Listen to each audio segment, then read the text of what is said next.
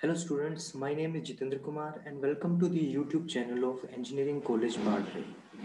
This is second lecture of the series for pre-stress concrete. In this lecture, we are going to study about methods of pre-stressing.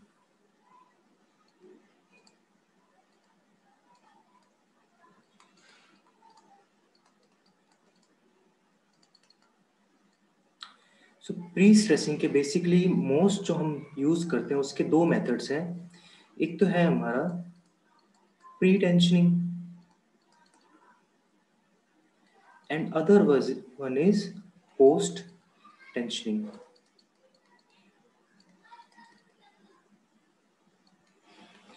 पहले हम focus रखेंगे हमारा pre tensioning के ऊपर कि what is the meaning of this pre tensioning. Pre के tensioning से नाम से आपको लग रहा है कि पहले क्या करना पड़ेगा, इसमें टेंशन पहले लगाना पड़ेगा.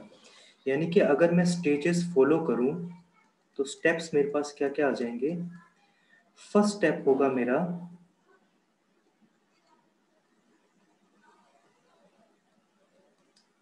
टेंशनिंग का. ठीक है, फर्स्ट स्टेप क्या हो जाएगा, टेंशनिंग. तभी इसका नाम क्या हो गया, टेंशनिंग. अब क्योंकि हम कंक्रीट को टेंशन कर रहे हैं, इसके लिए साथ में हमें क्या करनी पड़ेगी, अब कंक्रीटिंग. एंड थर्ड वन हो जाएगा ट्रांसफर ऑफ लोड्स. ठीक है, तो कैसे किया जाता है, यहां देखिए यार, ये हमारे पास दो एम्बैंकमेंट की सपोर्ट्स हैं साइड में. ठीक है, इनके बीच में जो हमें रेनफोर्समेंट डालना था, थोड़ा सा ये बन गया.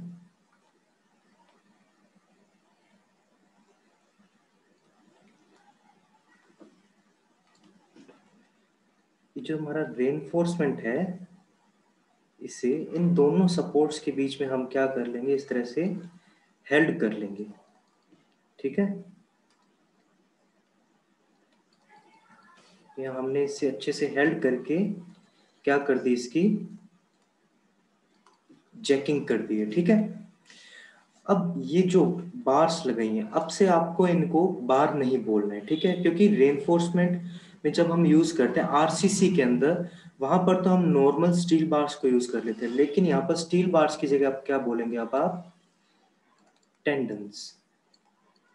ठीक है, और टेंडन्स का मतलब होता है it is a bunch of wires when used together as a combined form of bar, then this is called tendons. हमने इन सपोर्ट्स के बीच में इनके अच्छे से जैकिंग करके एंकर करके रख दिया, और अभी इनको क्या किया, हमने टेंशन किया है. ठीक है, क्या लगाया इनके ऊपर,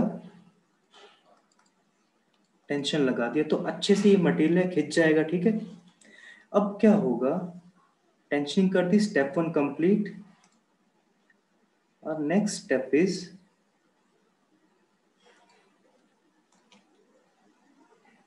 यहाँ पे हम एक मोल्ड प्रोवाइड करके रखेंगे. ओके, एक स्पेसिफिक टाइप का मोल्ड, और मोल्ड भी ऐसा जो उन स्ट्रेसेस को सहन कर पाए. ऐसा नहीं कि कोई भी मोल्ड आप नॉर्मल जो फॉर्मवर्क में हम यूज करते हैं, एक सिंपल यूज कर लिया कि लकड़ी का है, तो वो स्ट्रेसेस को सहन नहीं कर पाएगा.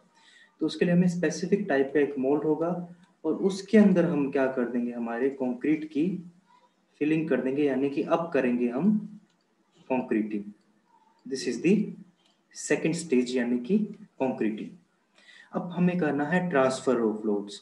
तो ट्रांसफर ऑफ लोड्स देखिए, क्या हम ट्रांसफर हाथों हाथ करेंगे, तो इसका क्वेश्चन अगर हम देखें, अगर हम हाथों हाथ ट्रांसफर कर देते हैं लोड का, जैसे ही हमने कंक्रीट पोर किया, कंक्रीटिंग की, कॉम्पैक्शन वगैरह सब उसी में इंक्लूड हो गया, क्या अब हम ट्रांसफर हाथों हाथ कर सकते हैं. अगर कर दिया, कंक्रीट क्या है, प्लास्टिक सेज में, यानी कि एक तरह से वीक भी है.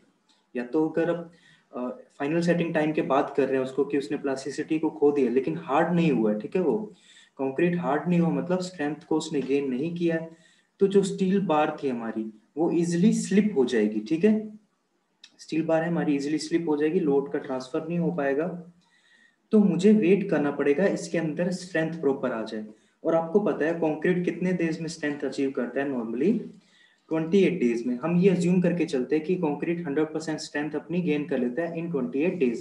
हालांकि उसकी स्ट्रेंथ टाइम के साथ बढ़ती जाती है, लेकिन हम अज्यूम कर लेते हैं कि 28 डेज में इनफ है। जैसे M20, M30 जो हम एग्जांपल देते हैं, ये इसकी कैरेक्टरिस्टिक कंप्रेसिव स्ट्रेंथ है फॉर 28 डेज। ठीक है, अगर 15 सेंटीमीटर के क्यूब बनाए जाते हैं फॉर कंक्रीट टेस्टिंग। अगर सीमेंट के लिए टेस्ट किया जाता तो 70.6 mm का क्यूब बनता है। चलिए यहाँ देखिए, अब 28 डेज हम करना है ट्रांसफर ऑफ लोड्स। अब ट्रांसफर ऑफ लोड कैसे होगा? सिंपली मुझे यहाँ से कट कर देना है। ठीक है, इधर से मैं कट कर दूंगा, इधर से भी कट कर दूंगा। जब मैं कट करूंगा इसको, ठीक है, तब क्या होगा? क्योंकि मेरा स्टील एक इलास्टिक मटेरियल है। इलास्टिक मटेरियल का मतलब कि किसी चीज पे लोड लगाया आपने, उसमें डिफॉर्मेशन आया। जैसे मान ली इस पे लोड लगाया, इसमें डिफॉर्मेशन है। जैसे ही मैं इसको छोड़ूंगा, ये अपनी इनिशियल पोजीशन में जाने की कोशिश करेगा, मतलब वो डिफॉर्मेशन गायब होने की कोशिश करेंगे।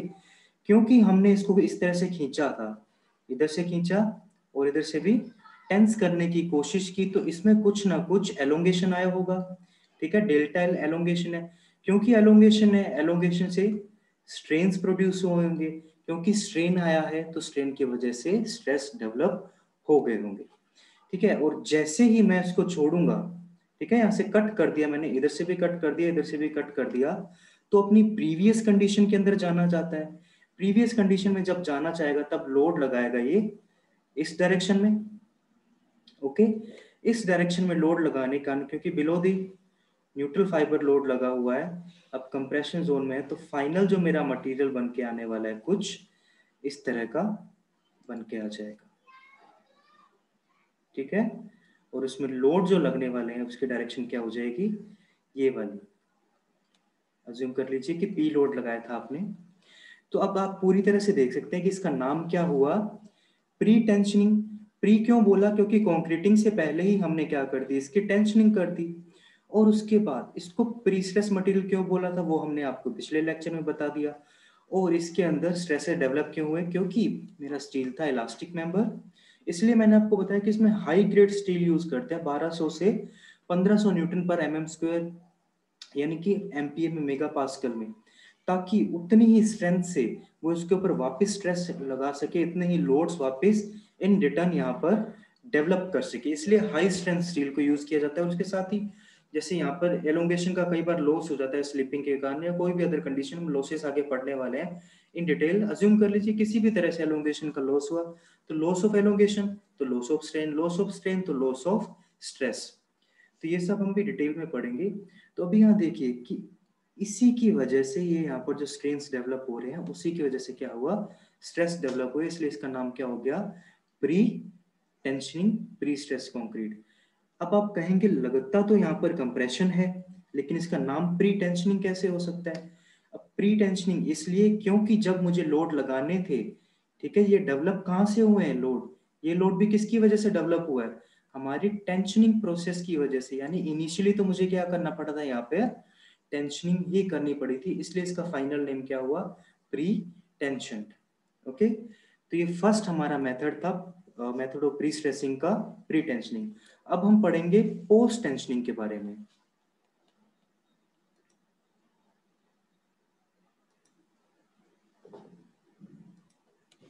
Next method is post tensioning.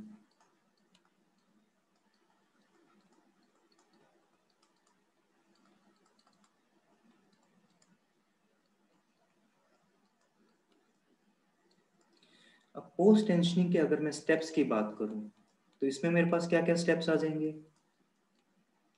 पहला हो जाएगा,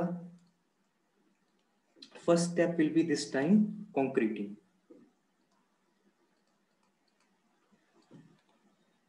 and second step will be my tensioning, and third one will be transfer of loads. क्योंकि इस बार इस स्टेज में हमने टेंशनिंग आफ्टर कॉन्क्रीटिंग की है, इसलिए इसका नाम क्या हो गया, पोस्ट टेंशनिंग। आपको ये 3 स्टेप ही याद करने, कॉन्क्रीटिंग, टेंशनिंग और ट्रांसफर ऑफ लोड। इसी को अगर आप आगे पीछे रिप्लेस कर देते हो तो प्री टेंशनिंग और पोस्ट टेंशनिंग के अंदर कन्वर्ट हो जाता है। इस बार क्या करेंगे, जो भी मेंबर हमें कास्ट करना था, फॉर एग्जांपल यहाँ पर मैं बीम मेंबर कास्ट कर रहा हूँ।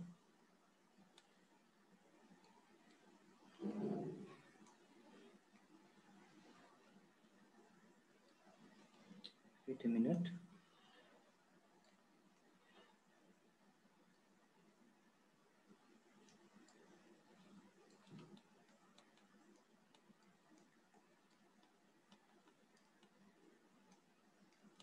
ओके, ये मेरा मेंबर है, कास्ट कर लिया। और कास्ट करने के टाइम एक स्पेशल कंडीशन छोड़ दी कि मैंने इसके अंदर एक होलो डक्ट का प्रोविजन दे दिया।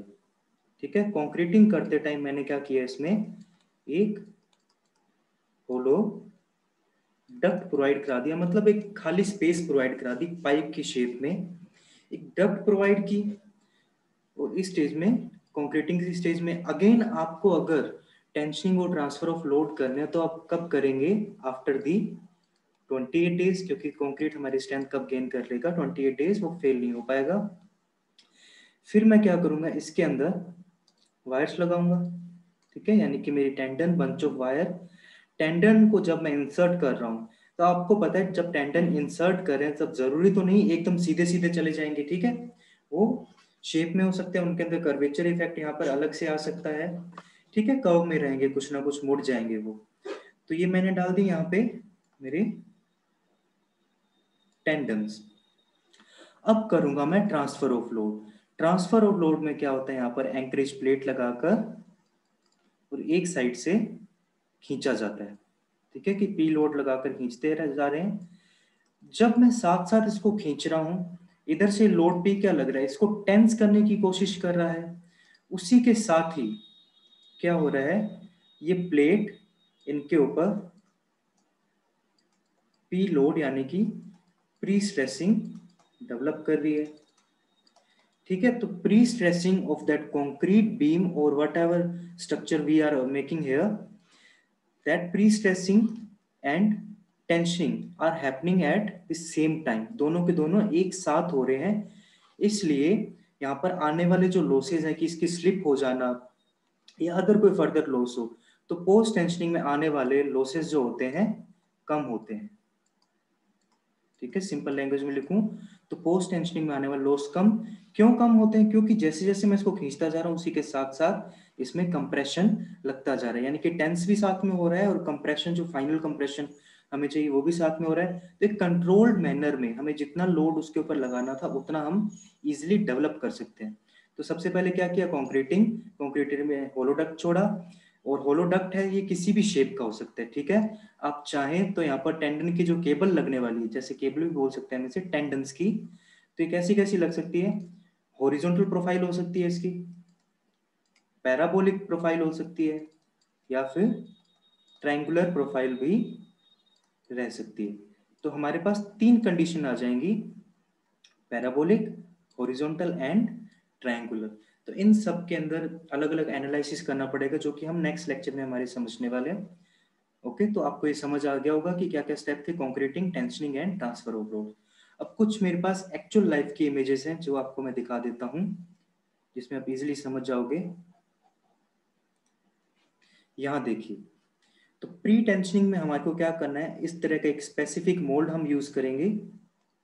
कोई भी हम मोल्ड यूज नहीं कर सकते, एक स्पेसिफिक मोल्ड आपको दिख रहा है यहाँ पर हम यूज कर रहे हैं। ये इधर प्लेट्स लगी हुई हैं और इसके साथ में हमें टेंडन्स, जितने भी बार्स हैं हमारी वायर्स, बंच ऑफ वायर यहाँ पे आपको इजीली दिख रही होंगी, ये डायरेक्ट बार नहीं है, these are the bunch of wires, और उनको ऐसे कंबाइन किया हुआ है। इनको पहले क्या किया जाता है, इनकी जैकिंग की जाती है। ठीक है, टेंडन्स को क्या कर दिया, tendon is stress between the apartments, easily उनको स्ट्रेस किया। फिर कंक्रीट को कास्ट किया। स्टेप 1 क्या था हमारा, टेंशनिंग। ठीक है, स्ट्रेस करने का मतलब यहाँ पर टेंशनिंग हो गया। सेकंड स्टेप क्या था, कंक्रीटिंग एंड थर्ड स्टेप मेरा क्या हो गया, ट्रांसफर ऑफ लोड्स। और जब ट्रांसफर ऑफ लोड हुआ तब देखिए यहाँ पर हमारे पास कंप्रेशन नीचे डेवलप हो गया और इसकी शेप कैसी आ गई, होगिंग, क्योंकि ये इनिशियली नेगेटिव साइड में डिफॉर्मेशन डिफ्लेक्शन देकर जा रहा है। जब इसके ऊपर एक्सटर्नल लोड इस तरह से लगाए जाएंगे तब ये एक दूसरे को क्या करेगा, काउंटरैक्ट कर लेगा। आप देख सकते हैं यहाँ पर जैसे ही मेरे एक्सटर्नल लोड आएंगे तो इसकी शेप कैसी होनी चाहिए, होना चाहेगा ये इस टाइप का, ठीक है। तो एक दूसरे को काउंटरैक्ट कर देंगे, मतलब कि लार्जर स्पैन परमिट कर देंगे और ओवरऑल जो डिफ्लेक्शन आने वाला है वो भी रिड्यूस हो जाएगा। इसी के साथ आपको एक पोस्ट टेंशनिंग की इमेज दिखा देता हूँ मैं।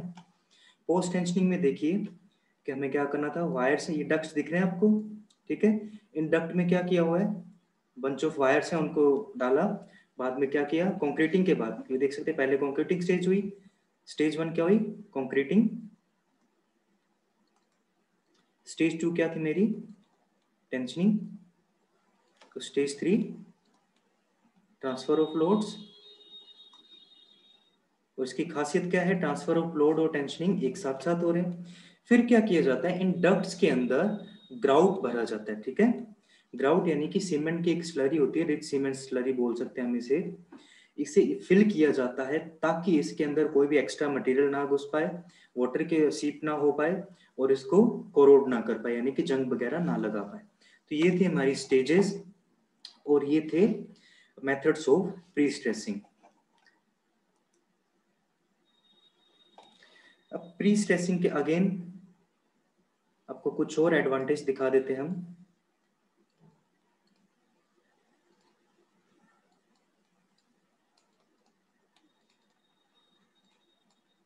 ठीक है, again few advantage of pre stress concrete. तो आप देख सकते हैं कंक्रीट रिमेन्स अनक्रैक्ड। कैसे अनक्रैक्ड रहता है, क्योंकि कंक्रीट इस शेप में आने वाला था, ठीक है। Let me draw some good drawing here. Concrete मेरा कैसे आने वाला था, इस शेप में आने वाला था, right. After the tensioning stage, कि आफ्टर लोडिंग है, एक्सटर्नल लोडिंग की वजह से भले ही हमारे पास रेनफोर्समेंट होता, कंक्रीट में क्या आते, क्रैक्स आते, ठीक है। इस तरह से यहाँ पर क्रैक्स डेवलप हो जाते। तो कंक्रीट के अंदर क्रैक होता और ये क्रैक आगे प्रोपोगेट होते, फिर फेलियर हो जाता। लेकिन क्योंकि हमने नीचे कंप्रेशन प्रोवाइड करा दिया है, ओवरऑल जो डिफ्लेक्शन आने वाले हैं वो कम हो जाएंगे। और even the in case of external loading, ठीक है, even in the case of external loading, pre stressing की वजह से एक दूसरे को काउंटरैक्ट किया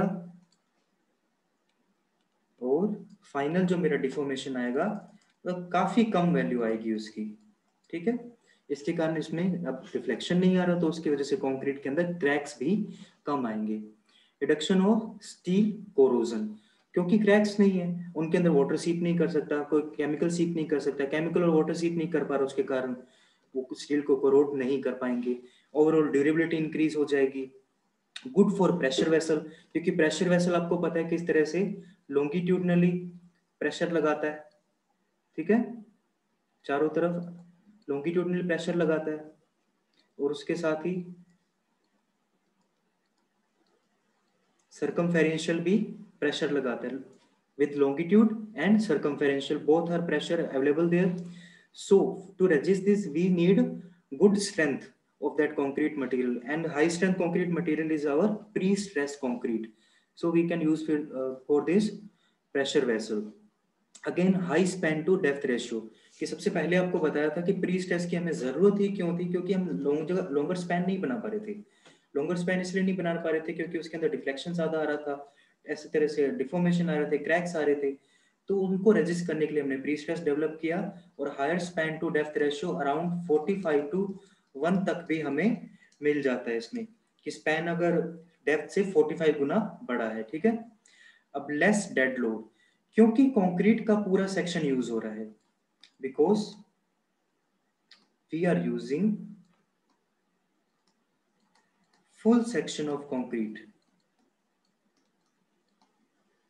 मतलब कि पूरा का पूरा कंक्रीट मेरा यूज में आ रहा है, इफेक्टिव हो रहा है। Even the below the neutral fibre मेरा कंक्रीट इफेक्टिव हो रहा है, उसकी वजह से अब कंक्रीट में कम लगा सकता हूँ पहले के मुकाबले, तो कंक्रीट कम है, उसके कारण आने वाला जो डेड लोड था वो भी कम हो जाएगा। अब डेड लोड कम है तो ओवरऑल स्ट्रक्चर का लोड था वो भी कम, आने वाले स्ट्रेसेस कम, तो अगेन मैं लार्जर स्पैन और लॉन्गर डेप्थ और लॉन्गर हाइट की स्ट्रक्चर्स को मैं डेवलप कर सकता हूँ यहाँ पर।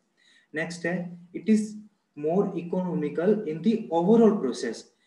इसके लिए इनिशियल कॉस्ट तो ज्यादा है, ठीक है, इनिशियल कॉस्ट, स्किल लेबर, ठीक है, ये तो चाहिए हमें। लेकिन अगर ओवरऑल की बात करूं कि मेरा डेड लोड कम हो रहा है, कंक्रीट के वैसे कम चाहिए मुझे, ठीक है, स्पेस को कम गेन करेगा कि कितनी स्पेस के अंदर मैं उन मटेरियल को लाऊं, तो उन सबको कम होने की वजह से वैसे मेरा इकोनॉमिकल हो जाता है ये, ठीक है।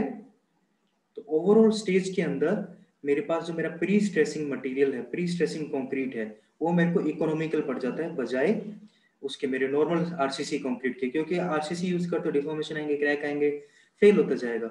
लेकिन ये मोर ड्यूरेबल है, लॉन्गर लाइफ है, इसकी वजह से अगर टोटल मैं स्पैन की लाइफ स्पैन की बात करूं या इसके डिजाइन लाइफ की बात करूं, दिस इज मोर इकोनॉमिकल।